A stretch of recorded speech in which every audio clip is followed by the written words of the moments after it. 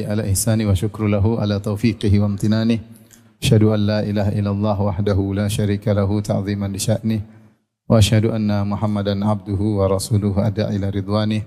Allahumma salli alaihi wa ala alihi wa ashabihi wa ikhwani. Hadirin dan hadirat yang dirahmati oleh Allah Subhanahu wa taala. Suatu hal yang menggelisahkan para salihin adalah ketidaktahuan mereka tentang akhir kehidupan mereka. Apakah mereka masuk surga ataukah mereka masuk neraka? Oleh karenanya Ibn Rajab Al-Hambali berkata, ya, kana Sufyan ishtadda alaihi al-qalaq min as-sawabiq wal khawatim. Sungguhnya Sufyan rahimahullahu taala dahulu sangat gelisah tentang bagaimana amal-amal yang telah lalu dan bagaimana tentang penghujung amalannya. Wa kana yabki, dan dia menangis dan berkata, la adri, saya tidak tahu apa yang ditulis tentangku di Ummil Kitab, di Lauhil Mahfuz. Apakah saya termasuk syaqi yang celaka atau tidak? Dan dia berkata, inni akhafu an uslabal iman indal maut, dan aku khawatir imanku dicabut ketika akan meninggal dunia. Oleh karenanya Ibnu Abi Mulaika berkata, adraktu 30 min ashabin Nabi sallallahu alaihi wasallam kulluhum yakhafun nifaq ala nafsihi. Aku mendapati, dia seorang tabi'in, Ibnu Abi Mulaika, aku mendapati 30 orang sahabat Nabi, di antaranya sahabat-sahabat senior, semuanya takut ada kemunafikan pada diri mereka. Itu mereka tidak tahu tentang bagaimana akhir dari kehidupan mereka. Sementara Nabi sallallahu alaihi wasallam bersabda, innamal a'malu bil khawatim. Sungguhnya amalan tergantung dari apa? Penutupnya. Penutup amalan seorang itulah kesimpulan dari amalan dia selama dalam hidupnya. Maka bisa terlihat daripada akhir kehidupannya. Maka ini yang menggelisahkan ya para salihin. Sebagaimana kata Ibnu Al-Qayyim rahimahullahu taala, kata beliau, laqad qata'a khauful khawatim zuhur salihin. Kata beliau, sungguh takut dengan penghujung, rasa takut terhadap penghujung telah mematahkan punggung-punggung orang-orang yang saleh. Itu mereka gelisah dengan akhir kehidupan mereka. Karenanya tidak kita dapati para salihin mereka pede kemudian masuk surga. Bahkan para sahabat yang telah dijanjikan masuk surga, mereka tetap khawatir tentang akhir mereka. Lihatlah contoh nyata Umar bin Khattab radhiyallahu taala anhu. Umar bin Khattab radhiyallahu anhu segudang pujian Nabi sallallahu alaihi wasallam berikan kepada Umar bin Khattab radhiyallahu anhu. Di antaranya Nabi mengatakan Umar fil jannah, Umar di surga. Bahkan Rasulullah SAW dalam hadis yang lain mengatakan Umar akan mati syahid ketika Rasulullah SAW naik di atas gunung bersama Abu Bakar, bersama Umar dan Utsman. Irtajafa Uhud, maka gunung Uhud bergetar. Maka Nabi berkata, uskun ya Uhud, fa inna ma'alaika nabiyyun wa siddiqun wa syahidan. Wahai Uhud, tenanglah engkau, sungguhnya yang sedang mendakimu, dia berada di atasmu adalah seorang nabi, seorang siddiq yaitu Abu Bakar, dan 2 orang yang mati syahid. Dan benar Umar akhirnya mati apa? Syahid. Luar biasa. Dibunuh oleh Abu Lulu al-Majusi. Kemudian Nabi SAW bahkan mengatakan, aku di surga, tiba-tiba aku melihat sebuah istana di surga. Kemudian fa idza imra'atun tatawaddau ila janibil qasar. Tiba-tiba ada seorang wanita, itu bidadari, yang sedang berwudu di samping istana. Fakultu, aku bertanya kepada penghuni surga, liman hadzal qasar? Ini istana milik siapa? Maka mereka mengatakan, li Umar bin Al-Khattab. Ini adalah milik Umar bin Al-Khattab. Fawallaitu, maka aku pun pergi. Lama tadzakartu ghairataka ya Umar. Aku pun tidak banyak lihat, tidak banyak tengok, aku pergi karena ketika itu aku ingat engkau pencemburu wahai Umar. Maka Umar berkata, a'alaika aghar ya Rasulullah? Apakah aku cemburu kepada engkau ya Rasulullah? Maksudnya Umar mengatakan, masuk aja ya Rasulullah, enggak ada masalah. Aku tidak, kalau sama kamu aku tidak cemburu. Rasulullah bilang, aku lihat surgamu, lihat istanamu, lihat bidadarimu. Tetapi apakah setelah semua berita ini Umar kemudian pede? Ternyata tidak. Nabi yang pernah mengatakan, ya Umar, tidaklah engkau menempuh suatu jalan, ya, illa salaka syaitan fajjan ghairu fajjik. Ma salakta fajjan illa salaka syaitan fajjan ghaira fajjik. Tidaklah engkau melewati satu jalan kecuali setan akan mencari jalan yang lain.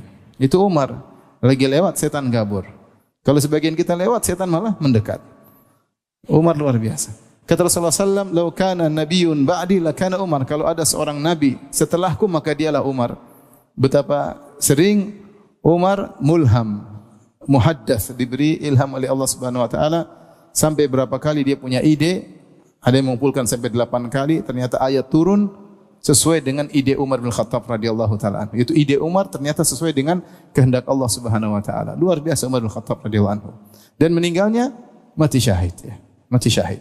Yang pernah berdoa kepada Allah Subhanahu wa taala, Allahumma inni as'aluka syahadah fi baladi nabiyyik. Ya Allah, aku memohon kepada Engkau mati syahid di negeri Rasulmu, yaitu di kota Madinah. Dan Allah kabulkan ketika sedang salat subuh, beliau ditikam Abu Lu'lu' al-Majusi sehingga ada 3 robekan di perut beliau. Kalau beliau minum susu, masuk susunya pun keluar. Ketika beliau dalam kondisi akan meninggal dunia, beliau diletakkan di tempat tidur, maka orang-orang pun berdatangan. Maka ada seorang yang memuji Umar dengan pujian yang luar biasa. Engkau adalah ini, engkau adalah ini, engkau adalah ini, wahai Umar. Umar berkata apa? Jawaban yang sungguh menakjubkan. Beliau berkata, kafafan lali wala alayya. Aku hanya berharap impas dengan pujian-pujian tersebut. Yaitu yang penting impas, ya. Tidak mendukungku dan tidak juga menjatuhkanku. Ya, artinya beliau tidak pede dengan segudang pujian yang Nabi berikan kepada dia, mengatakan tenang, saya pasti masuk surga. Enggak sama sekali. Enggak sama sekali. Dan sudah nampak di hadapan dia bagaimana husnul khatimah. Sedang salat subuh ditikam oleh Abu Lu'lu' apa? Majusi. Husnul khatimah bukan? Husnul khatimah. Tapi beliau tetap mengatakan, tetap tidak ada sombong bahwasanya kita pasti masuk apa? Surga. Inilah seorang wali dari wali-wali Allah yang sesungguhnya, yang mengerti betul tentang keagungan Allah Subhanahu wa taala, bahwasanya apa yang kita lakukan tidak ada apa-apanya dibandingkan dengan keagungan Allah Subhanahu wa taala. Sungguh menakjubkan bagaimana Ibrahim dan Ismail ketika membangun Ka'bah. Saya renungkan ayat ini luar biasa. Allah berfirman, "Wa idh yarfa'u Ibrahimul qawa'ida minal baiti wa Ismailu rabbana taqabbal minna innaka antas samiul alim." Ketika Ibrahim dan Ismail membangun Ka'bah, mereka pasang batu dan mereka berdua berkata, "Rabbana taqabbal minna." Ya Allah, terimalah amalan kami. Innaka antas samiul alim. Sungguhnya Engkau Maha mendengar dan Maha mengetahui. Ada seorang salaf ketika membaca ayat ini, dia berkata, "Unzuru ila Khalil Rahman." Dia menangis. Dia berkata, lihatlah kepada kekasih Allah, Nabi Ibrahim. Bana baitar Rahman. Dia membangun rumah Allah, masjid Allah. Bi amri minar Rahman, dengan perintah langsung dari Allah Subhanahu wa taala, tanpa perantara, Allah langsung perintah langsung. Thumma yakhafu alla yataqabbala minhu Rahman. Kemudian dia masih takut Allah tidak terima amal solehnya. Padahal amal solehnya luar biasa. Beliau Ibrahim dan Ismail harus pergi ke tempat yang jauh, memotong batu, dijadikan kotak, kemudian dipikul, kemudian disusun. Ini bukan pekerjaan ringan. Berdua saja, tidak ada orang yang ketiga. Dipikul, disusun sampai ketika Ka'bah sudah mulai meninggi, maka Umar minta ada namanya maqam, itu tempat pijakan. Kemudian beliau mengambil batu, beliau susun. Beliau mengambil batu, beliau apa? Susun. Dan itu pekerjaan sangat berat. Namun setiap beliau susun batu, beliau berkata, Rabbana taqabbal minna. Ya Allah, terimalah dari kami. Masih khawatir amalnya tidak diterima. Tidak ada pede, tenang, saya kekasih Allah. Ini perintah langsung Allah tanpa perantara. Ini masjid terbaik di dunia. Tidak ada ngomong begitu. Sementara amal kita baru sedikit sudah pede. Baru bikin masjid kecil, nama masjid juga nama kita sendiri. Terus pede pasti diterima.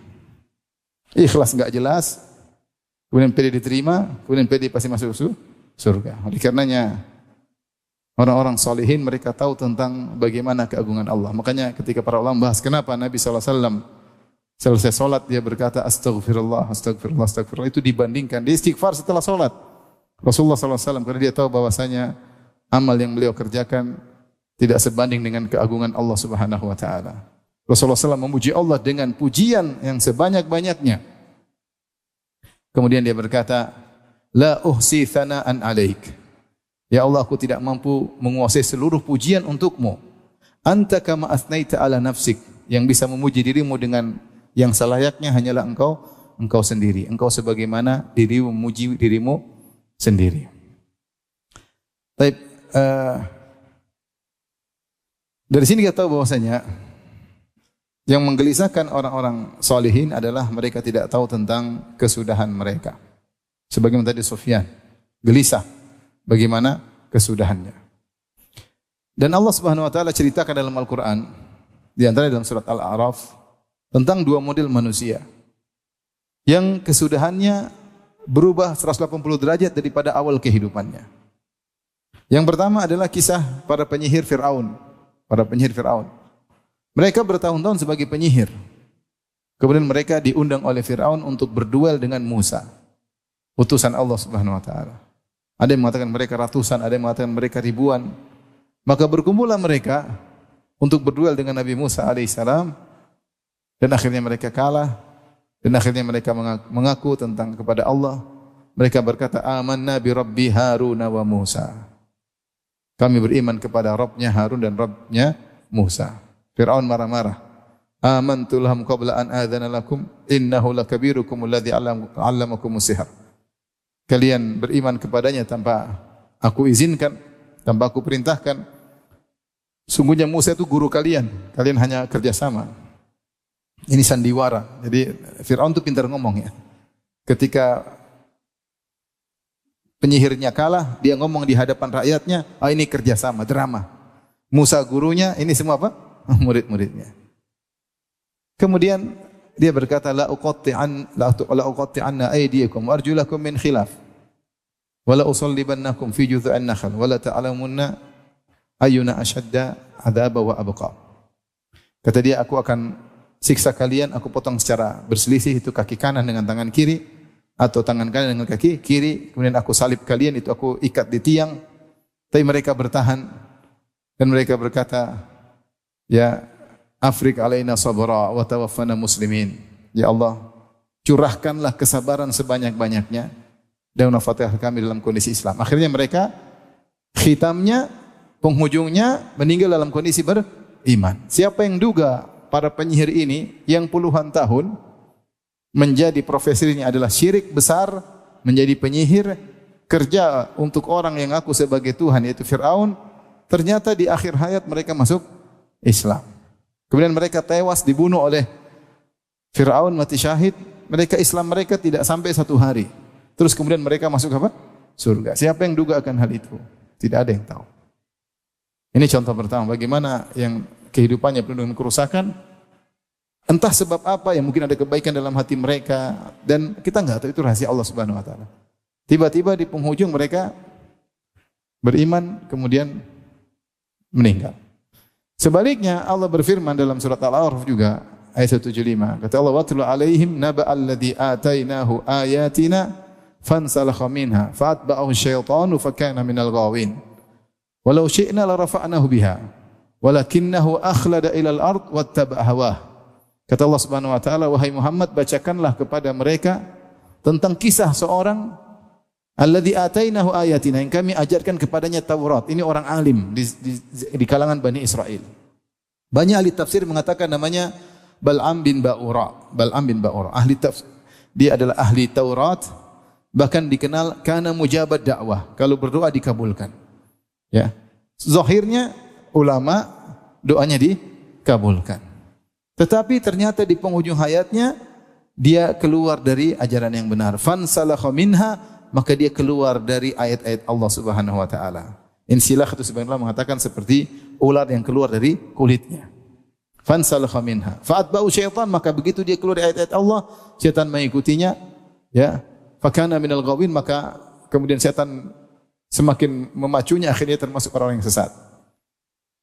Kata Allah, walau syi'na, perhatikan, kembali kepada kehendak Allah. Walau syi'na la rafa'nahu biha. Kalau kami berkehendak, kata Allah, kami akan angkat dia, derajatnya tinggi karena dia menguasai Taurat, yaitu dia menguasai ayat-ayat Allah.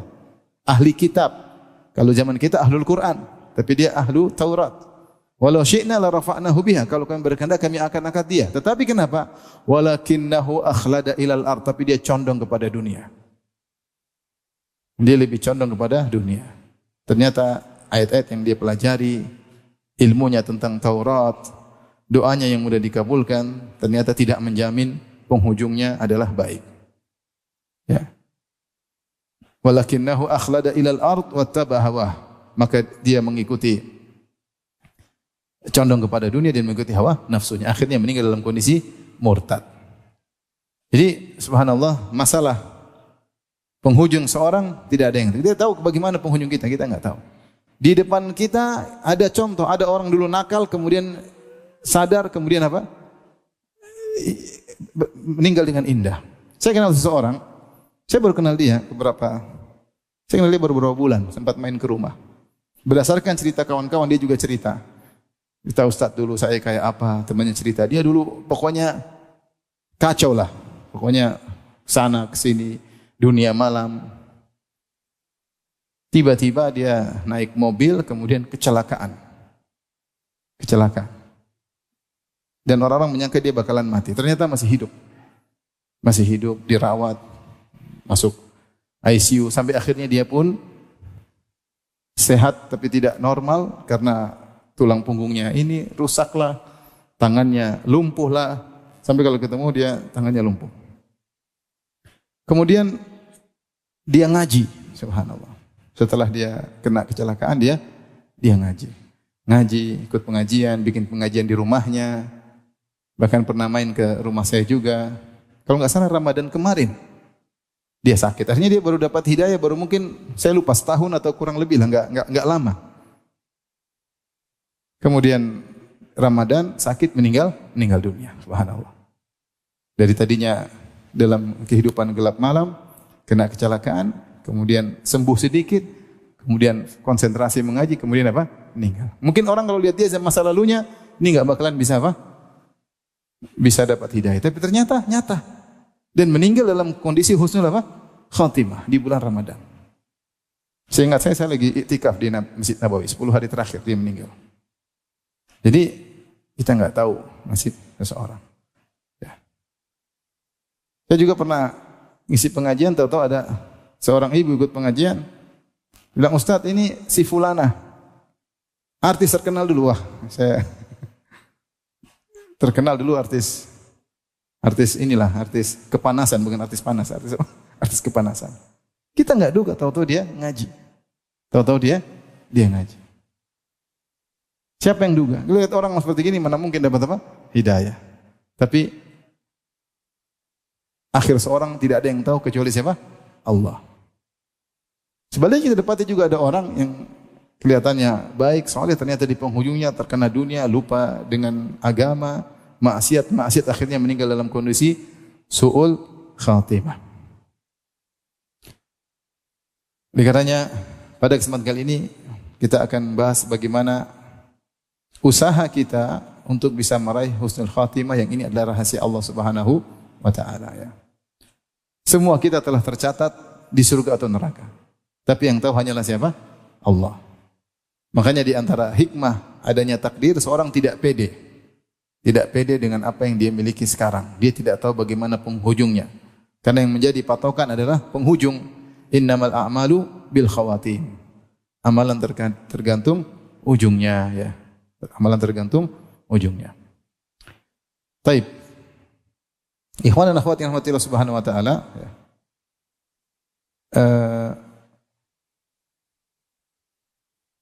Apa yang dimaksud dengan husnul khatimah? Husnul khatimah itu seorang sebelum meninggal, dia beramal soleh, bertobat kepada Allah, kemudian meninggal. Jadi Anas radhiyallahu anhu, Rasulullah SAW berkata, "Idza aradallahu bi 'abdin khairan ista'malahu." Jika Allah mengendaki bagi seorang hamba khairan, itu kebaikan yang besar, ista'malahu, Allah gunakan dia. Khairan di sini datang dalam bentuk nakirah, itu tanwin khairan litafkhim, untuk menunjukkan kebesaran kebaikan yang besar, yang besar. Terkadang dalam Al-Qur'an maupun hadis-hadis datang dalam metode bahasa seperti ini, itu datang dalam bentuk tanwin menunjukkan sesuatu yang besar. Seperti misalnya firman Allah Subhanahu wa taala, "Wa man yurid fihi bi ilhadin bidzulmin." Siapa yang ingin melakukan ilhad bidzulmin di kota Mekah, itu kezaliman yang besar. Contoh juga dalam hadis Rasulullah SAW bersabda, "Man yuridillahu bihi khairan yufaqihu fiddin." Siapa yang Allah ingin baginya khairan, khairan di sini maksudnya litafkhim, itu kebaikan yang besar, maka Allah akan bikin dia faqih dalam agama. Ya, faqih dalam agama. Contoh juga seorang berkata jazakallahu khairan. Maksudnya ya Allah, semoga Allah memberi engkau balasan dengan kebaikan yang besar. Khairan di sini maksudnya kebaikan yang besar. Maka seorang kalau ada orang buat kebaikan, dia ucapkan apa? Jazakallahu khairan. Jangan bilang jazakallah saja. Orang Indonesia suka ngeringkas-ngeringkas. Jazakallah, semoga Allah membalasmu. Balas apa ya, akhi? Pembalasan banyak. Lengkap jawabannya. Jazakallahu apa? Khairan. Ya. Khairan di sini maksudnya kebaikan yang besar. Sama seperti dalam hadis ini, idza aradallahu bi 'abdin khairan ista'malahu. Jika Allah menghendaki kebaikan yang besar bagi seseorang, maka Allah akan menggunakannya. Maka para sahabat bertanya, "Kaifa yasta'miluhu ya Rasulullah?" Apa maksudnya Allah menggunakannya? Qala yuwaffiquhu li 'amalin salih qabla al-maut. Ya Allah beri taufik kepada dia untuk beramal saleh sebelum dia meninggal dunia. Allah membuat dia di akhir hayatnya semakin fokus amal soleh, semakin konsentrasi untuk amal soleh. Kalau dia dulu pelaku maksiat, di akhir hayatnya dia sibuk melakukan amal soleh. Kalau dia asalnya suka beramal soleh, semakin dia terpacu untuk beramal soleh. Kemudian dia meninggal dunia. Ini namanya husnul khatimah. Husnul khatimah intinya adalah seorang meninggal dalam kondisi menjalankan ketaatan kepada Allah Subhanahu wa taala. Husnul khatimah. Sedang salat meninggal dunia, insyaallah ini husnul khatimah. Sedang menyambung silaturahmi, husnul khatimah. Sedang berbakti kepada orang tua, meninggal, husnul khatimah. Sedang haji, sedang umrah, meninggal, husnul apa? Khatimah. Ini sedang beramal soleh. Ya. Sedang beramal soleh. Sedang membantu orang lain, kemudian meninggal dunia. Ini namanya husnul khatimah. Lawannya su'ul khatimah, yaitu kesudahan yang buruk, yaitu meninggal dalam kondisi sedang bermaksiat. Sedang bermaksiat, sedang berzina, meninggal dunia. Ya. Sedang nyanyi-nyanyi, joget-joget, kemudian meninggal dunia. Dulu ada sempat klip, entah beberapa, mungkin 10 tahun yang lalu ya. Sempat klip tersebar tentang orang joget-joget, kemudian meninggal, dengar musik, joget-joget, meninggal apa? Dunia. Semua orang yang lihat fitrahnya tidak ingin mati seperti itu. Ada yang mau mati seperti itu? Ada yang mau mati enggak? Joget-joget, dengar musik, organ tunggal, kemudian tewas. Ada yang mau? Enggak ada. Meskipun yang mengatakan musik halal pun dia tidak mau mati seperti itu. Ini maksudnya fitrah, saya bicara fitrah. Orang yang mengatakan musik halal pun tidak mau dia mati dalam kondisi apa? Demikian. Lagi joget-joget gimana? Meninggal. Dan banyak ya, orang lagi berzina meninggal, lagi main judi, ada yang lagi main judi, lagi pegang joker, kemudian mati dalam kondisi kaku. Joker di tangannya. Allahu Akbar. Billah. Ibnu Qayyim menyebut banyak contoh. Ada yang meninggal disuruh la ilaha illallah malah nyanyi. Suruh bilang la ilaha illallah dia enggak bisa. Dia sudah terbiasa apa? Nyanyi. Apa yang memenuhi hatinya itu yang keluar di penghujung hayatnya. Itu yang keluar di penghujung apa? Hayatnya. Dan siapa yang meninggal dalam kondisi bermaksiat kepada Allah, maka itu su'ul apa? Khatimah. Su'ul khatimah. Jadi mudah. Su'ul khatimah meninggal dalam kondisi bertakwa, su'ul khatimah meninggal dalam kondisi bermaksiat kepada Allah Subhanahu wa taala. Baik. Kiat-kiat meraih husnul khatimah. Ada beberapa kiat-kiat yang mungkin kita usahakan bersama karena kita semua tidak ada yang tahu tentang penghujung hayat kita. Enggak ada yang tahu. Kita enggak tahu bagaimana penghujung kita. Kita enggak tahu amal soleh kita diterima atau tidak. Kita selalu bainal khauf war raja, antara takut dan berharap. Yad'unana raghaban wa rahaban. Mereka para nabi berdoa kepada kami, beribadah kepada kami dalam berharap dan cemas, berharap dan cemas kita. Oleh karenanya kita konsen berharap agar Allah menganugerahkan kepada kita husnul apa? Khatimah. Di antara doa pertama yang berusaha agar kita bisa husnul khatimah, berdoa kepada Allah Subhanahu wa taala. Ini yang paling saya rasa sebab terbaik. Adalah berdoa kepada Allah Subhanahu wa taala. Di antara doa-doa yang dianjurkan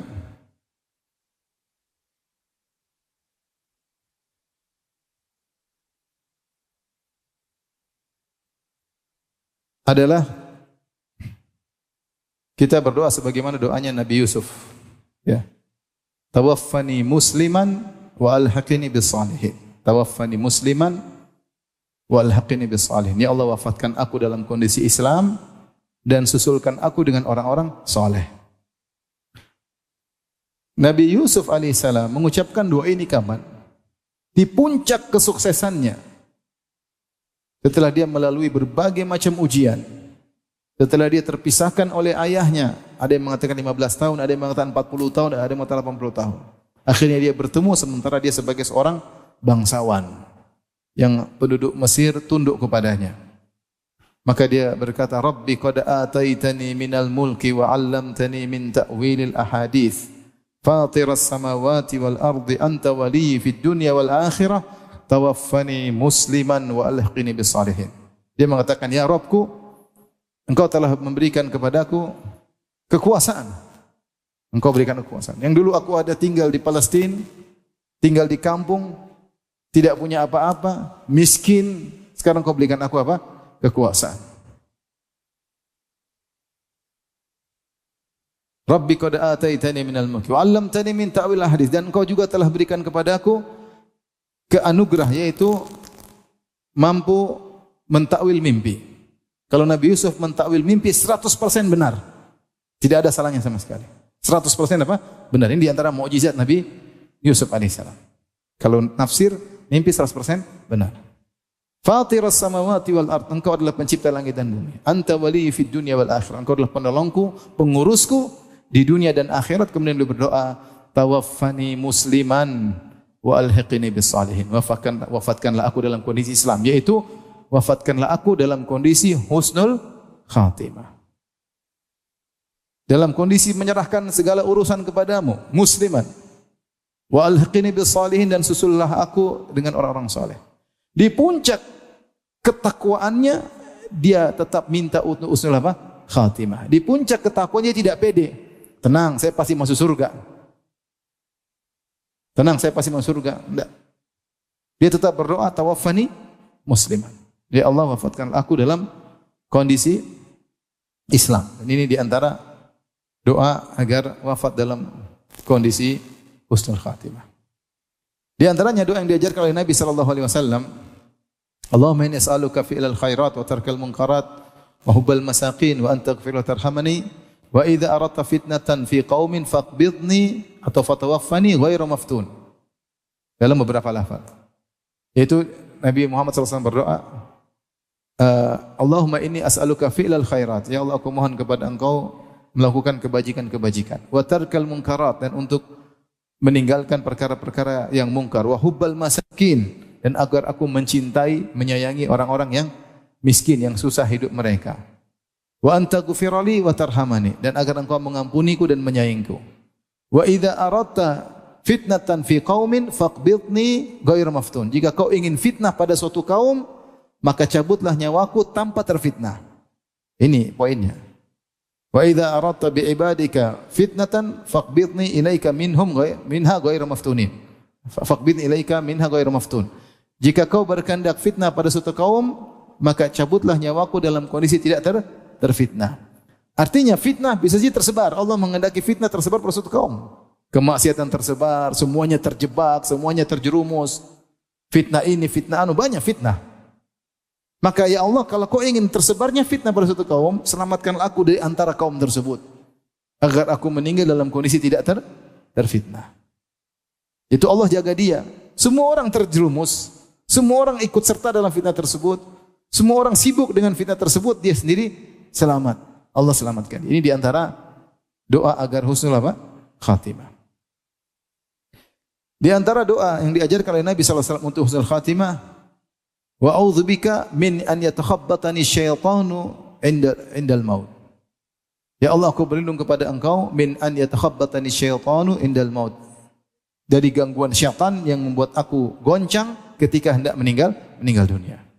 Ini doa penting. Kenapa? Ibnu Taimiyah rahimahullah menyebutkan, syaitan akan mengeluarkan segala upaya dan kekuasaan kemampuannya ketika seorang akan meninggal dunia. Dan ini ujian paling berat. Dari seluruh ujian dialami oleh seorang, ujian paling berat ketika sakaratul maut.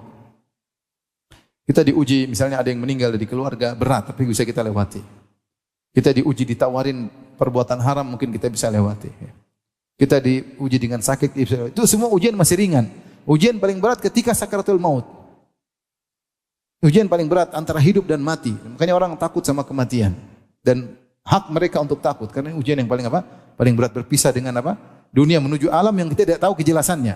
Alam yang tidak tahu kejelasannya.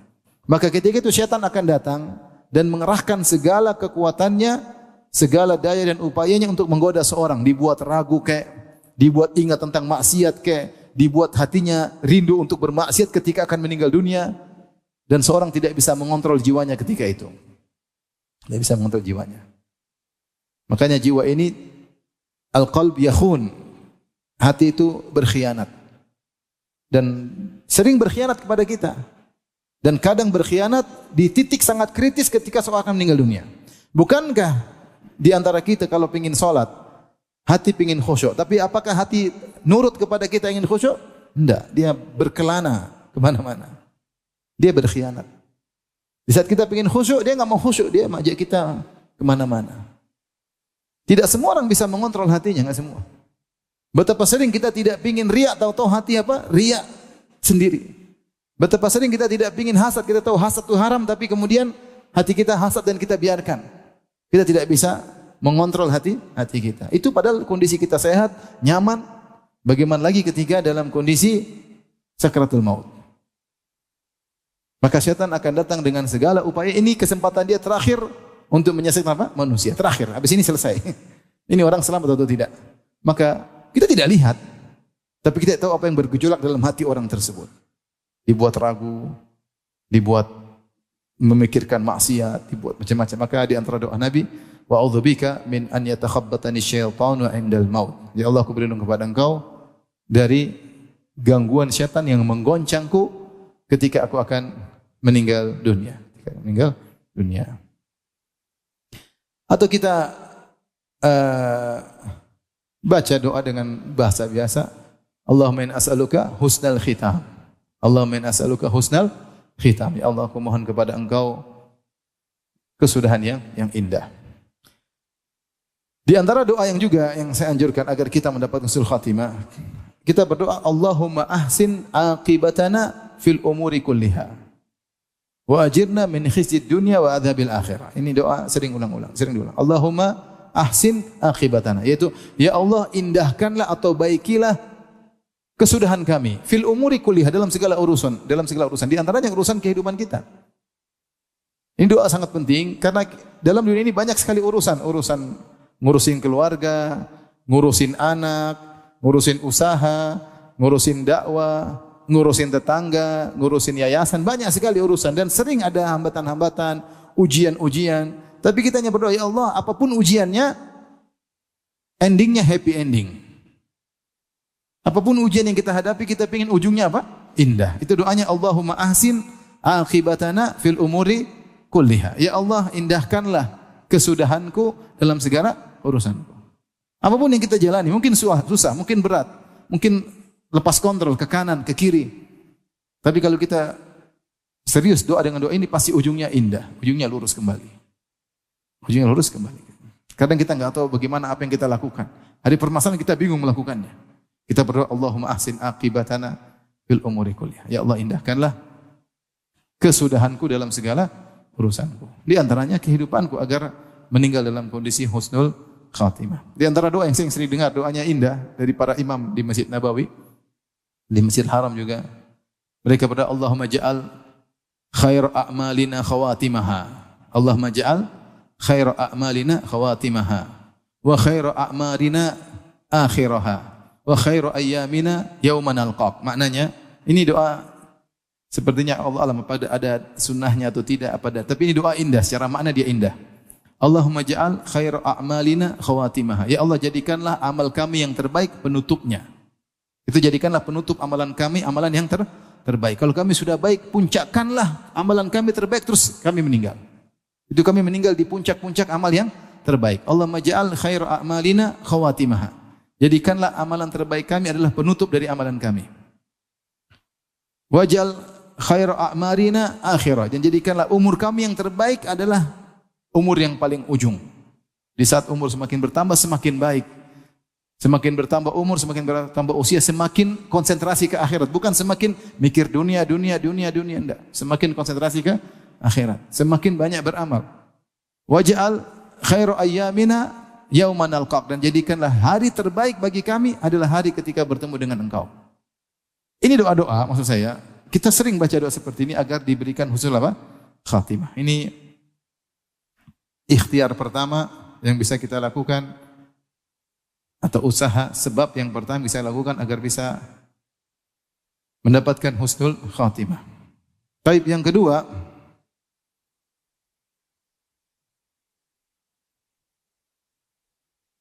bertakwa kepada Allah, bertakwa kepada Allah. Takwa secara bahasa adalah penghalang. Ya. Penghalang. Jadi kalau dikatakan takwa, maknanya anta ja'al bainaka wa baina adzabillahi wiqayah. Engkau mengambil penghalang antara engkau dengan azab Allah. Itu azab Allah ingin menyerang tapi kau menghalanginya. Itu namanya takwa. Ya. Takwa. Ya. Seperti dalam seorang penyair berkata, saqatan nasifu wa lam turid isqatahu fatanawalathu wa taqatna biyadi. Kata seorang penyair, wanita tersebut khimarnya jatuh. Apa? Khimarnya jatuh. Maka dia pun fatanawalathu, maka dia ambil dengan tangan kanannya atau salah satu tangannya, wattaqatna bil yadi. Kemudian dia tutup wajahnya,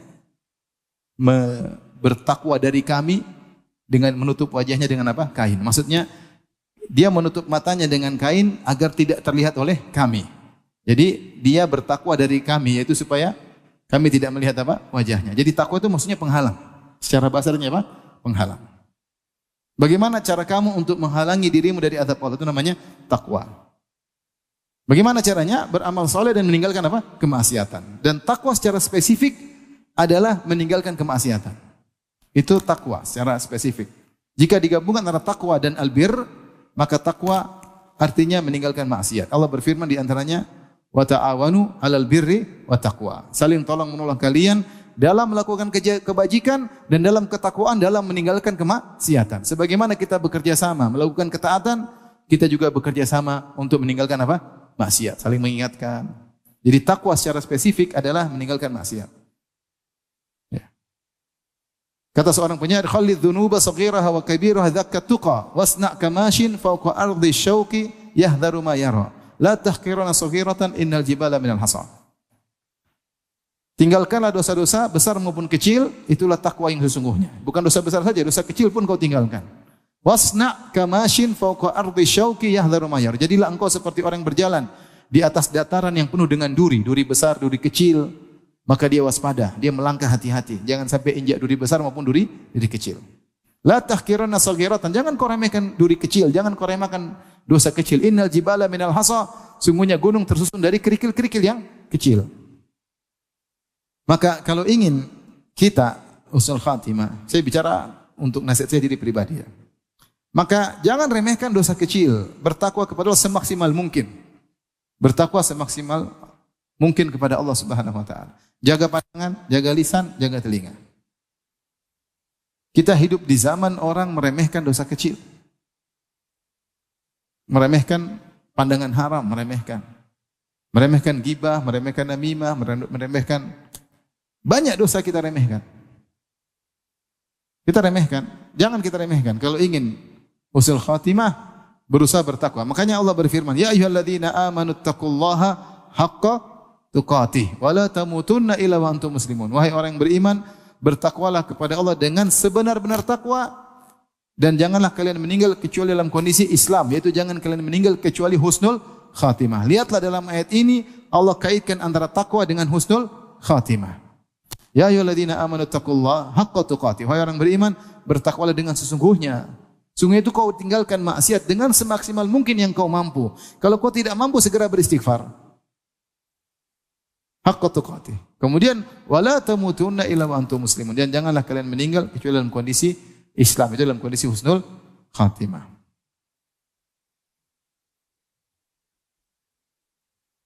Jadi ini yang perlu kita perhatikan, bertakwa kepada Allah Subhanahu wa taala. Terutama ketika dalam kondisi nyaman, dalam kondisi sehat. Ini nasihat dari Ibnu Katsir. Ibnu Katsir berkata tentang ayat ini, beliau berkata, "Hafidhu 'alal islami fi hali sihhatikum wa salamatikum litamutu alaihi." Jagalah Islam kalian dalam kondisi kalian sedang sehat dan dalam kondisi sedang selamat. Supaya apa? Supaya kalian meninggal di atas Islam. Wala tamutunna illa wa antum muslimun. Jadi dia menafsirkan ayat ini. Ya ayyuhalladzina amanu taqullaha haqqa tuqatih wa la tamutunna illa wa antum muslimun. Wahai orang beriman, bertakwalah sungguhnya dan jangan meninggal kecuali dalam kondisi Islam. Maksudnya apa? Ketika kalian masih sehat, masih selamat, ya, fisik masih bisa beraktivitas, maka jagalah Islam kalian. Agar kalian meninggal di atas Islam tersebut. Sebagaimana kalian ketika nyaman, ketika sehat, kalian selalu menjaga Islam kalian. Kenapa? Fa innal karima qad ajra adathu bi karamihi annahu man 'asha 'ala syai' mata 'alaihi. Karena Allah yang Maha Baik atau yang Maha Mulia telah menjalankan sunnatullahnya, yaitu tradisinya dan aturannya. Siapa yang biasa hidup dengan di atas sesuatu gaya hidup, suatu style kehidupan, maka dia akan meninggal dengan gaya tersebut, dengan kebiasaannya. Wa man mata 'ala syai'in bu'itsa 'alaihi, dan siapa yang meninggal dalam suatu kebiasaan yang baik, dia akan dibangkitkan di atas kebiasaannya tersebut. Ini peringatan bagi kita, maka ketika kita sedang sehat, sedang nyaman, maka biasakan kita beramal saleh. Sehingga ketika kita dalam kondisi sakratul maut, kita dijaga oleh Allah Subhanahu wa taala. Makanya Rasulullah SAW bersabda, ta'arraf ila Allah ya'rifka fi syiddah. Ta'arraf ila Allah fi raha ya'rifka fi syiddah. Kenalkanlah dirimu kepada Allah dalam kondisi lapang, niscaya Allah akan mengenalmu dalam kondisi sulit. Di antara sulit yang paling berat adalah ketika sakratul maut. Ya Rasulullah nasihati Ibnu Abbas, ta'arraf ila Allah fi raha. Ketika kau dalam kondisi lapang, lagi sehat, lagi nyaman, duit lagi banyak. Banyak orang kalau duit lagi banyak, lagi sehat, dia cari muka sama orang. Jalan ke sana, jalan ke sini, update status, update makanan, update apa lagi? Update lagi main ini, lagi main anu, update lagi olahraga, lagi fitness, update lagi terbang ke mana, update terus tidak berhenti. Nota makanan di foto, di update. Sebagian orang seperti itu. Ketika dalam kondisi lapang dia juru cari muka kepada manusia. Rasulullah ajar yang sebaliknya. Ta'arraf ila Allah fir raha. Ketika kau dalam kondisi nyaman, kenalah Allah. Itu cari muka di hadapan Allah. Dengan berbagai ibadah yang bisa kau lakukan dalam kesehatanmu. Kau sehat, salat malam. Nanti saat kau pusing tidak bisa salat malam. Kau lagi sehat bisa puasa. Nanti kau lagi sakit nggak bisa puasa. Kau lagi punya uang sedekah. Kalau nggak punya uang nggak bisa bersedekah. Kau lagi bisa safar sana, jenguk orang tua, silaturahmi, jenguk kakak adik, mumpung masih bisa bersafar. Ya arifka fi syiddah, kalau kau dalam kondisi lapang, ingat Allah, cari muka kepada Allah, niscaya dalam kondisi sulit Allah akan mengenalmu. Di antara kesulitan yang terberat adalah ketika sakaratul maut. Kata Nabi SAW, la ilaha illallah, inna lil mauti la sakarat. Tidak ada Tuhan yang berhak disembah kecuali Allah. Sungguhnya dalam kematian ada sakarat. Itu syiddah, hal yang berat. Maka di antara cara agar husnul khatimah, kata Ibnu Katsir, jagalah Islam kalian ketika dalam kondisi sehat. Ya. Bukannya kita nggak boleh jalan-jalan, boleh. Tapi ini kesempatan lagi sehat, lagi lapang, lagi nyaman. Pulang ke rumah, duit ada alhamdulillah. Badan sehat. Cek kolesterol lancar. 250 lancar. Aman. Masih ada yang 500 aman. Di rumah istri tidak ngomel-ngomel, berarti nyaman enggak? Nyaman. Sudah saatnya kita beraktivitas ibadah. Ini kalau kita sholat diomelin istri terganggu. Ngomel lagi. Ini lagi nyaman, anak-anak lagi baik, lagi di pondok, lagi beramal soleh. Nanti dalam kondisi sulit Allah ingat kita. Dan di antara kondisi tersebut adalah sakaratul maut. Baik, berikutnya yang ketiga, agar seorang mudah meraih husnul khatimah, sering mengingat kematian. Sering mengingat apa? Kematian. Rasulullah SAW ketika ditanya, ayyul mu'minina aqyas? Ya Rasulullah, Orang mukmin mana yang paling cerdas? Aqis itu kais maksudnya akal, yang paling berakal, yang paling cerdas.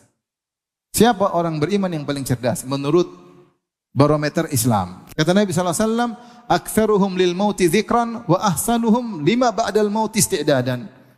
Orang yang paling cerdas yang paling banyak mengingat kematian, dan yang paling baik persiapannya untuk kehidupan setelah kematian. Maka kita tidak ragu bahwasanya dalam kehidupan ini banyak sekali yang buat kita lupa dengan kematian. Dengan kesibukan duniawi, dengan berdagang ini, dengan tawar-menawar, membuat kita lalai. Kita lalai. Tidak secara total, tapi membuat kita lupa ya. Dengan kesenangan, dengan ngobrolan sana sini, kita lupa bahwasanya ada kematian yang siap menjemput kita kapan saja. Dan sebagai kita tahu, kematian tidak harus sakit dulu. Kematian datang tidak harus tua dulu. Kematian kalau datang kapan saja. Kapan saja. Dan menganggap badan saya sehat, saya bakalan belum saatnya mati. Banyak orang yang meninggal di puncak secara medis, di puncak sehat. Tahu-tahu dia meninggal apa? Meninggal dunia. Makanya ketika saya sering sampaikan, ketika Nabi Adam alaihissalam meninggal dunia, datang malaikat maut. Kata Nabi Adam, pulang. Saya belum waktunya mati. Waktu itu umur Adam 960 tahun. Kata Adam, umur saya 1000 tahun, pulang. Jadi bukan Nabi Adam sedang sekerat mati, enggak. Datang malaikat, dia dalam kondisi sehat. Makanya malaikat maut diusir sama dia. Belum saatnya. Kata malaikat maut, sudah saatnya wahai Adam. Kata Adam, umur saya 1000 tahun. Kata malaikat maut, kau sudah sedekahkan 40 tahun kepada Nabi Daud. Kata Adam, enggak pernah. Adam lupa ya. Jadi ketika Adam diciptakan, Allah perlihatkan anak keturunannya, ada Nabi Daud. Kata Adam, siapa ini? Kok menarik? Ini Daud, cucumu. Berapa umurnya? Kata Allah, umurnya 60 tahun. Kata Adam, sudah kasih 40 tahun saya buat dia. Jadi 1000 kurang 40 jadi berapa? Berapa? Antum orang teknik, benar bisa tahu? 960. 40 dikasih jadi tinggal 960. 900 tahun kemudian, Adam mau dicabut nyawanya, dia lupa. Saya enggak pernah kasih siapapun. Ya, wajar. Ini kejadian 900 tahun yang lalu. Kita 10 tahun lalu sudah lupa. Apalagi 19 tahun yang lalu. Akhirnya Nabi berkata, "Nasiya Adam wa nasiya dzurriyyatuhu." Adam alaihissalam lupa dan keturunannya juga apa? Lupa. Nabi Daud ketika usia 100. Jadi Adam sehat, bukan dalam kondisi sekarat, kemudian mau kolesterol tinggi, jantung mau copot, enggak, dia biasa-biasa saja.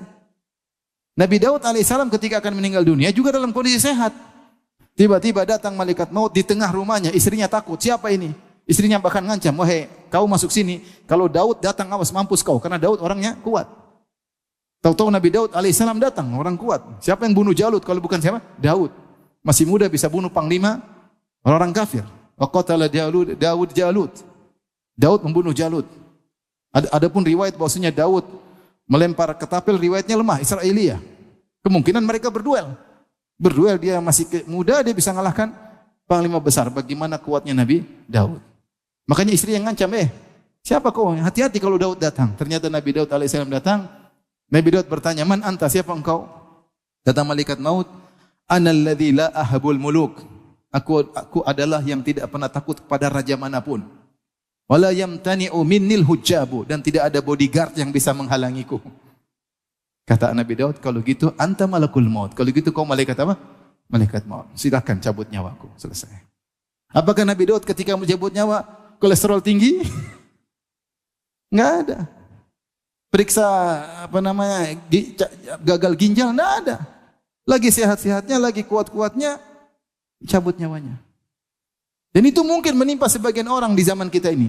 Lagi sehat-sehat, lagi lari, lagi tahu-tahu meninggal. Kalau meninggal katanya kena serangan jantung. Kenapa jantungnya berhenti? Ya kalau udah mati jantungnya pasti apa? Berhenti. Dicabut nyawa, selesai. Tanpa ada sakit sebelumnya. Ada sakit sebelumnya? Enggak ada. Oleh karenanya, ya. Karena kita tidak tahu kapan kita ini mau meninggal. Seandainya kita tahu, kita bisa persiapkan. Kita enggak tahu. Oleh karenanya ketika tidak tahu kapan kita meninggal, kita harus sering ingat-ingat agar kita bagus persiapan. Siapa yang sering ingat kematian, dia pasti persiapannya lebih banyak. Yang cuek, dia merasa dirinya umur panjang, dia tidak akan persiapan. Orang kalau sudah hatinya mati, meskipun ibunya meninggal, kakaknya meninggal, adiknya meninggal, tetangganya meninggal, teman dekatnya meninggal, dia cuek aja, hati udah mati. Dia merasa dia akan hidup apa? Hidup lama. Ingat, kematian datang tidak harus sakit dan tidak harus tua. Ya, tidak harus sakit, tidak harus tua. Makanya para ulama mengatakan, siapa yang selalu ingat kematian akan diberi anugerah dengan 3 anugerah. Yang pertama adalah semangat dalam beramal soleh. Yang kedua, segera bertobat. Yang ketiga, qanaah. Ini ciri orang yang persiapan untuk kematian. Selalu beramal soleh, selalu bertobat kepada Allah, itu tidak menunda-nunda amal soleh. Bertobat kepada Allah dan qanaah. Dan siapa yang lupa dengan kematian, dia akan diberi 3 hal yang buruk. Pertama, taswif, nunda-nunda amal soleh, nanti aja, besok saja, bulan depan saja. Nanti. Karena dia merasa umurnya masih panjang. Dia tidak ingat kematian. Yang kedua, ya, dia menunda taubat. Kalau maksiat, nanti aja taubatnya, nanti aja. Karena dia merasa dia bakalan apa? Masih hidup. Ini ciri-ciri orang tidak ingat kematian. Yang ketiga, tidak qanaah. Selalu pingin dunia lebih banyak. Tidak qanaah dengan yang dia ada. Allah sudah kasih kebutuhan, kecukupan, masih pingin lagi. Beda kalau kamu punya kebutuhan, beda. Saya harus beli ini lagi. Kenapa? Beli kendaraan lagi buat anak saya mau kuliah, butuh kendaraan. Tidak apa-apa, kita cari untuk kepentingan anak-anak. Tapi ini sudah ada, nambah lagi di luar daripada kebutuhan. Nah, ini contoh tidak ingat kematian. Di luar dari kebutuhan. Kalau butuh nggak ada masalah. Kita ditanya, dihisap oleh Allah bisa jawab. Saya memang ada perlu. Tapi kalau kita nggak perlu, kita beli, itu namanya kamu siap nekat untuk dihisap.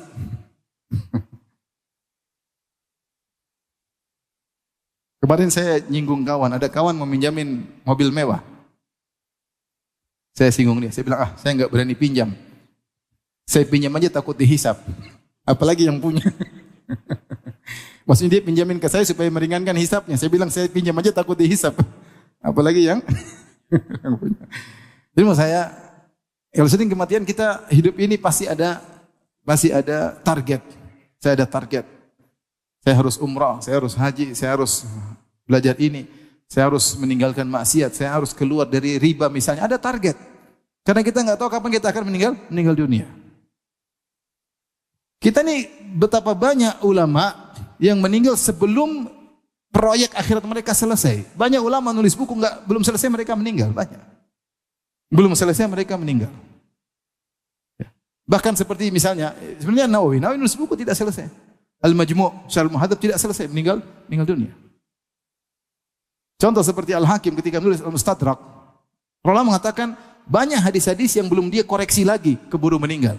Jadi dia tulis tulisan kasaran, melalui diperiksa sedikit demi sedikit, diperbaiki. Sebelum selesai meriksa dia meninggal dunia. Makanya dalam bukunya masih banyak hadis-hadis dhaif, bahkan hadis palsu dalam kitab Al-Mustadrak. Sedikit, tapi ada hadis-hadis dhaif banyak. Dia belum sempat periksa kembali, keburu meninggal dunia.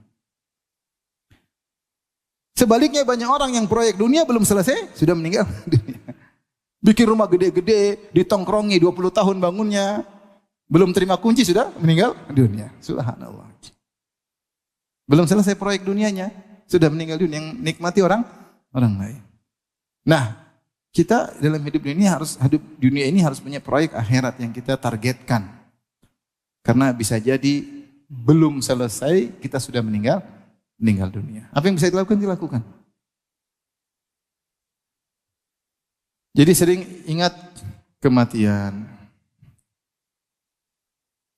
Kemudian di antara agar bisa meraih husnul khatimah adalah segera bertobat. Allah menyuruh tobat dengan segera. Tobat tidak boleh ditunda. Siapa yang tunda tobat dia berdosa akan penundaannya.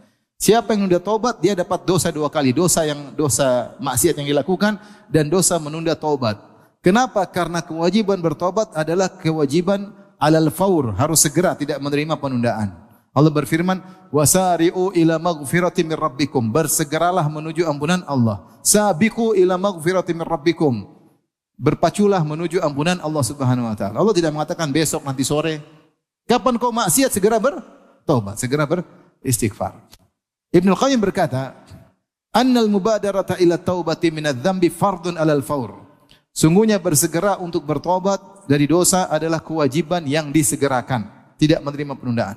Wala yajuzu ta'khiruha, dan tidak boleh menunda-nunda taubat. Fama ta'akhkharaha asa bit-ta'khir. Kapan dia menunda taubat, maka dia bermaksiat dengan maksiat lain karena menunda taubat tersebut. Ada yang mengatakan kisah singkat. Seorang di malam hari bermaksiat, kemudian dia mau tobat, dia bilang besok subuh saya tobat. Ternyata dia tidak bangun subuh, meninggal dunia. Betapa banyak orang seperti itu. Maksiat dia, nanti besok saya tobat. Sebelum tiba besok dia sudah meninggal dunia. Orang yang ingin husnul khatimah, setiap dia bermaksiat segera dia apa? Astagfirullah. Dia merasa berdosa, segera dia ambil wudu, salat taubat 2 rakaat. Selama dia bertobat, setan menyesal. Setan sudah jatuhkan dia dalam dosa yang banyak, tahu-tahu dia bertobat. Habis semua usaha setan. Aduh, sudah maksiat banyak-banyak, taubat lagi. Capek setan, tapi setan enggak pernah capek ya. Udah kemudian taubat, aduh. Sebaliknya setan lihat orang melakukan ketaatan, setan tidak putus asa, tunggu terakhirnya. Siapa tahu terakhir dia tergelincir. Jadi orang yang bertobat, dia benar-benar menjengkelkan setan. Karena hasil usaha setan sirna seketika itu juga ketika dia bertobat. Maka seorang seringlah bertobat kepada Allah Subhanahu wa taala, jangan tunda-tunda tobat. Sebagian orang kerja dalam riba, dia bilang nanti umur 53 baru saya tobat. Maksudnya ketika pensiun, ya itu sama saja kalau begitu. Dia mau kasih jadwal buat tobat dia. Belum tiba jadwalnya dia tewas di luar. Belum tiba jadwalnya tewas di luar. Banyak orang seperti itu. Nantilah, saya masih hobi minum khamar, nanti ada waktunya. Kau kasih jadwal tobatmu, apakah kau tahu kau akan sampai pada jadwal tersebut? Belum tentu sampai. Kau bisa meninggal sebelumnya. Maka kapan seorang bermaksiat, segera istighfar. Tapi sekarang yang keberapa? Yang kelima, agar bisa husnul khatimah, memperbanyak amal sir, amal rahasia. Karena di antara sebab su'ul khatimah adalah maksiat yang sembunyi-sembunyi, maksiat rahasia. Kata Nabi SAW, "Man istata'a minkum an yakuna lahu khabi'un min amalin salih falyaf'al." Siapa di antara kalian yang mampu punya amal saleh yang tersembunyi, maka lakukanlah. Banyak amal saleh yang bisa kita sembunyikan, banyak. Sedekah kita bisa kita sembunyikan, silaturahmi kita bisa kita sembunyikan, bakti sama orang tua bisa kita sembunyikan, salat malam kita bisa kita sembunyikan, puasa sunnah bisa kita sembunyikan, banyak. Kalau kita sudah sembunyikan, kita komitmen untuk sembunyikan. Tetapi setan selalu menggoda kita untuk apa? Bercerita. Kalau perlu satu dunia tahu, makanya kita update. Kita live umroh. Hai guys, gua depan Ka'bah sekarang. Live.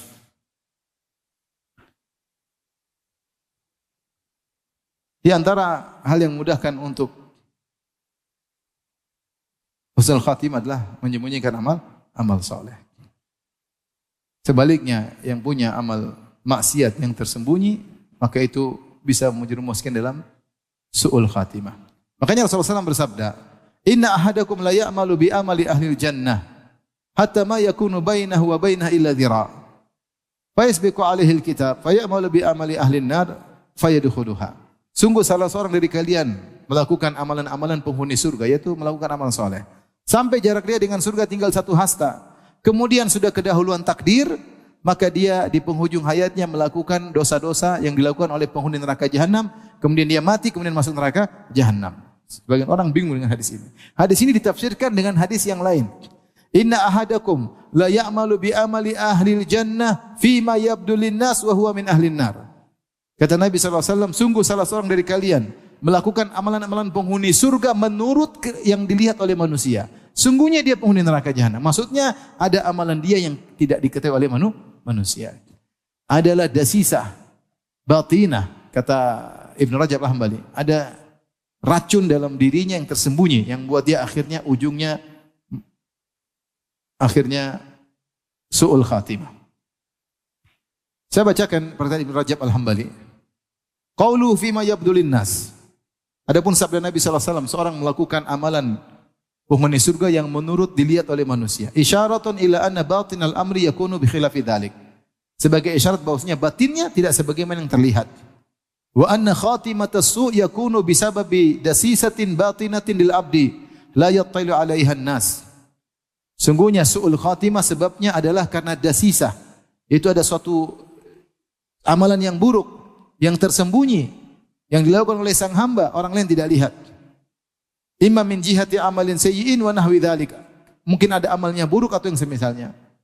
Orang lihat dia mungkin seakan-akan dia penghuni surga, ternyata mungkin dia hasad. Ternyata mungkin dia dengki, ternyata mungkin dia sombong, ternyata mungkin dia apa? Riya, ternyata dia merendahkan orang lain. Ini semua ada sisa, racun dalam dada yang buat seorang bisa terjerumus di akhir hayat masuk su'ul khatimah. Makanya para ulama menyebutkan tentang seorang alim di Arab Saudi namanya Abdullah Al-Qasimi. Yang disebutkan dia meninggal dalam kondisi buruk. Dia menulis tentang buku tauhid sampai dicetaknya. Kalau nggak salah judulnya Sira' baina Tauhid wal Wathaniyah. Pertarungan antara tauhid dengan paganisme. Buku saya lihat di kalau nggak salah 2 jilid ya. Itu buku bantah kesyirikan luar biasa. Sampai ketika itu banyak orang menulis syair. Menulis apa? Syair untuk memujinya. Engkau begini, engkau begini, engkau begini. Para ulama muji dia. Ada yang mengatakan mungkin dia ujub. Karena dia menulis suatu buku yang tidak pernah ditulis oleh ulama-ulama di zamannya. Sampai orang aku kira dia benar-benar bantah kesyirikan, bantah ya. Subhanallah, terakhir dia safar kemana, mulai dia merubah penampilannya, akhirnya dia tulis buku, terakhir judulnya Hadihi Hiyal Aglal. Sungguhnya syariat itu hanyalah belenggu. Syariat itu hanyalah apa? Belenggu. Yang dengan buku ini sebenarnya orang mengatakan dia telah kafir. Kenapa? Dia menganggap syariat sebagai apa? Belenggu. Yang tadinya luar biasa. Sama seperti Bal'am bin Ba'ur yang tadi disebutkan. Ulama dari Bani Israel, bahkan mujabud dakwah, bahkan doanya dikabulkan. Ya, tetapi terakhir karena dia cenderung kepada dunia, fa'akhrada ilal ard. Ya. Walau syi'na rafa'nahu biha walakinnahu akhlada ilal ard. Kalau kami berkehendak kami akan angkat dia dengan ilmu Tauratnya, dengan ayat-ayat kami, walakinnahu akhlada ilal ard. Tapi dia condong kepada dunia. Wattaba hawahu, dan ikut hawa nafsunya. Maka kemudian dia su'ul khatimah. Makanya agar kita bisa dapat husnul khatimah, berusaha kita punya amal soleh yang tersembunyi. Meskipun syaitan datang menggelitiki, jangan kita cerita. Yang kita cerita. Berusaha. Semakin kita menyembunyikan, maka pahalanya semakin besar. Semakin besar. Saya sering sampaikan cerita ini apa? Ibnul Jauzi dalam kitabnya Talbis Iblis menyebutkan bagaimana orang yang riya. Ketika diundang makan, misalnya hari Senin, dia sedang puasa. Harusnya dia bilang, mohon maaf, saya sedang puasa. Oke, biasa. Makan, aduh, mohon maaf saya sedang puasa. Ini jawaban normatif. Tapi jawabnya enggak gitu. Dia bilang, hari apa ini ayo? Hari apa ini? Hari Senin. Kalau hari Senin gimana? Oh iya lupa. Jadi dia ingin mengesankan kebiasaan saya adalah setiap Senin Kemis selalu berpuasa. Ini parah seperti ini. Parah. Kata Ibnu Jauzi ini contoh orang. Seharusnya dijawab sederhana aja. Maaf saya lagi puasa. Apa puasa apa? Puasa Syawal tahu? Puasa qadha. Jadi saya lagi puasa ya. Tetapi dia ingin mengesankan inilah kebiasaan dia, maka dia ingin menunjukkan dengan cara dia. Ketika ditanya makan, kata dia, hari apa ini? Hari apa ya? Oh iya hari Senin. Nah kalau hari Senin apa? Oh iya. Jadi orang yang mendengar terkesan dia selalu. Ini berarti dia menunjukkan amal soleh yang dia sembunyikan. Kalau dia berkata saya sedang puasa, belum tentu orang tahu dia tiap hari apa? Puasa. Tapi kalau dia bilang ini hari apa? Berarti dia selalu berpuasa. Itu namanya menunjukkan amal soleh. Antum hati-hati. Setan punya banyak cara untuk antum pamer amal soleh antum. Banyak sekali caranya. Banyak sekali caranya. Baik, jadi agar bisa meraih husnul khatimah, sering-seringlah menyembunyikan amal soleh.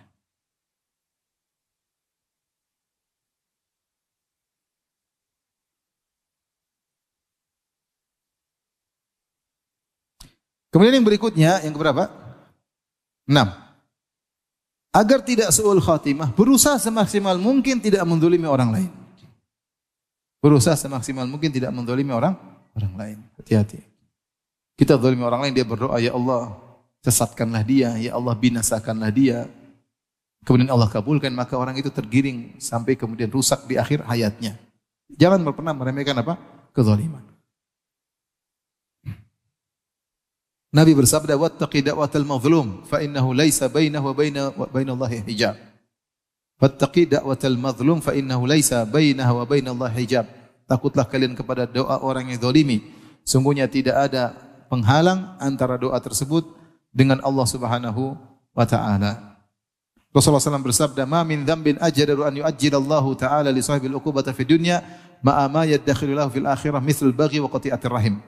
Tidak ada dosa yang paling layak untuk Allah segerakan hukumannya di dunia beserta dengan hukuman yang Allah sisakan di akhirat seperti dosa al-baghyu, itu menzalimi orang lain, wa qati'atir rahim, dan berbuat memutuskan silaturahmi.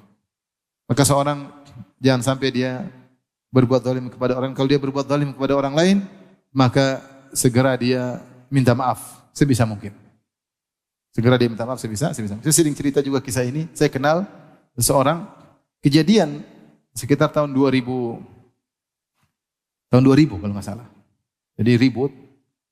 Kemudian ada ribut di pengajian ya. Ada ingin membubarkan pengajian. Kemudian teman saya diginikan sama orang itu. Mau dipukul. Tapi teman saya dia tidak lawan. Setahu saya dia juga jago karate, tapi dia tidak lawan. Mau dipukul. Dipukul akhirnya tidak jadi. Subhanallah. 20 tahun kemudian, kalau nggak salah, setelah Covid atau menjelang Covid, saya agak lupa. Ini orang yang pernah ginikan kawan saya. Dia menyesal, dia cari kawan saya tersebut. Dia cari setelah 20 tahun. Dia cari kemudian minta maaf, dia masih ingat. Antum kira antum zalimi orang, antum lupakan gitu saja. Teman saya pun tidak lupa. Iya, kau dulu yang begini. 20 tahun dia masih ingat. Kadang kita zalimi orang, kita lupa. Orang yang dizalimi tidak lupa. Maka dia pun minta maaf. Setelah itu dia meninggal dunia. Alhamdulillah Allah berikan dia taufik untuk minta maaf dari kezaliman yang dia lakukan. Hati-hati kalau orang marah kemudian dia doakan keburukan, kita bisa terkena keburukan. Ada juga seorang, saya diceritain oleh istri saya. Ini kisah, jadi ada seorang, taruhlah dia seorang penuntut ilmu atau seorang pendakwah. Dia nikah poligami. Bukan saya, bukan. Istri saya cerita sama saya. Setelah itu, istri keduanya dizalimi. Mungkin kurang didatangi, saya kurang tahu lah. Saya tidak tanya jelas tapi akhirnya istrinya bilang sama istri saya berdoa kepada Allah agar orang ini tidak diterima dimanapun dia berada. Subhanallah. Sini dimusuhin, ke sana diusir, ke sana di ini, ke sana. Ngeri. Maka jangan berbuat zalim. Bahkan kepada orang terdekatmu jangan kau zalimi. Justru orang terdekat, orang yang paling utama untuk kita baikin, bukan kita zalimi. Kalau orang yang dizalimi tadi ngangkat tangan mendoakan keburukan pada kita, kita bisa mendapatkan su'ul khatimah. Waliyadzubillah. Baik. Yang terakhir yang mungkin bisa sampaikan bersama ini agar mudah untuk meraih husnul khatimah adalah mudah berbuat baik kepada orang lain. Dalam hidup ini kita berusaha mencari pahala dari sisi manapun yang mungkin kita lakukan. Dari sisi, saya ingatkan, kadang kita fokus pahala ke masjid, kadang kita fokus pahala untuk nyumbang masjid, kadang kita fokus pahala untuk baca Quran. Sungguhnya kita cari pahala dari sisi manapun yang bisa kita lakukan. Ketemu istri, bagaimana saya bisa dapat pahala dengan bermuamalah dengan istri? Pikir. Bermuamalah dengan anak, bagaimana saya bisa dapat pahala dengan bermuamalah dengan apa? Anak. Saya baikin, saya dengar curhatannya, saya berusaha menasihatinya, saya tidak cuek asal-asalan berbicara dengan dia karena saya ingin cari pahala dengan ngobrol dengan anak saya. Saya sisihkan waktu, saya ngobrol misalnya. Bagaimana saya bisa dapat pahala berinteraksi dengan pembantu? Pembantu bagaimana? Tidak saya rendahkan, saya tidak mentang-mentangin dia, saya tidak pembantu ada batasnya, tidak boleh berlebihan. Bagaimana saya cari pahala dengan kawan, teman ngobrol? Jadi kita, bagaimana saya cari pahala di tetangga saya? Ini tetangga saya ini, kesempatan saya dapat pahala. Karena Rasulullah berwasiat untuk berbuat baik sama tetangga. Ya, bikin kue, kirim kue sama tetangga. Dan macam-macam. Jadi jangan batasi kebaikan pada cuma ke masjid, cuma baca Quran, cuma sedekah buat bangun masjid. Siapapun di sekitar kita. Kalau kita bisa ambil pahala dari orang ini, lakukanlah. Ketemu orang di jalan, orang tanya, jalan mana? Oh ya Pak, ini cari pahala, niatkan. Sebelah situ, sebelah situ, sebelah situ. Saya punya kawan cerita, bapak dia punya kelebihan. Kalau ada orang tanya tentang rumah seseorang, Pak, tahu nggak rumah seseorang? Sini, sini, saya anterin. Dia anterin. Setiap orang tanya, dia anterin. Dia tidak tanggung-tanggung kalau ingin menunjukkan rumah seseorang. Cari pahala, itu kan dapat pahala atau tidak? Dapat pahala ya akhi. Dapat pahala. Ada kawan saya pun demikian. Dia ada ibu-ibu bingung cari jalan, dia keluar dari pagar, terus dia tunjukkan, Bu, lewat sana, lewat sana, lewat sana, lewat sana. Istrinya lihat dari dalam, kunci pintu, nggak boleh masuk. Cemburu. Dia niat baik, cuma salah cara. Harusnya bilang, Bu, ada orang susah, Bu. Coba ibu kasih tahu, jangan dia yang maju. Dia tuh cantik juga ibu itu, dikunci pintu, selesai. Rasulullah bersabda, "Sona'iul ma'ruf taqi masari as-su." Perbuatan-perbuatan baik kepada orang lain mencegah kesudahan yang buruk. Mencegah kesudahan yang buruk. Maka berbuat baiklah kepada siapapun di hadapan Anda. Berusaha cari pahala. Pahala tidak mesti dengan materi. Dengan kita bersikap baik, dengan kita menghargai dia, dengan kita berbicara dengan sopan santun, kita niatkan cari pahala. Kita kasihan lihat seorang, apapun di hadapan kita, berusaha cari pahala dari orang di sekitar kita.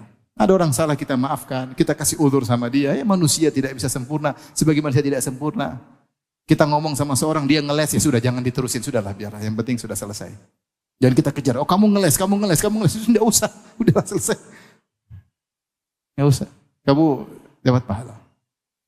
Berbuat baik kepada siapapun, dapat pahala. Ya.